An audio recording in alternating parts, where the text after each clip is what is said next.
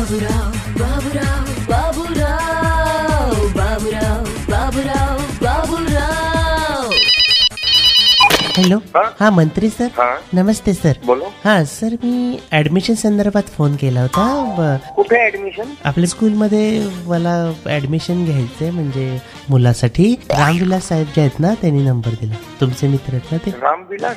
हो हो हो. ते म्हणाले मंत्री ना, रुपेश मंत्री ना. हो. हा, तुमचे मिसेस आहेत का? हो हो आहेत आता, म्हणजे तुम्हालाच किंवा त्यांच्याशी बोला म्हटलं. होऊ शकेल ऍडमिशन? कोणत्या शाळेत आहे मॅडम? स्कूलला. नाही नाही नाही, तुम्हाला कोणत्या शाळेला घ्यायची ऍडमिशन? स्कूलमध्येच घ्यायची मुलासाठी. अहो, तुम्हाला नाव नाही माहिती का शाळेचं? तुम्हाला ज्यांनी नंबर दिला ना, त्यांच्याकडेच चौकशी करावं तुम्ही. नाही सर, मला नंबर तुमचाच दिला त्यांनी. माझ्या बरोबर बोलून काय फायदा आहे? नाही, तुम्ही दिग्दर्शक आहात म्हणून सांगितलं त्या स्कूलचे. नाही नाही, तुम्ही त्यांनाच विचारा. पण तुम्ही आहात ना तिथं सर?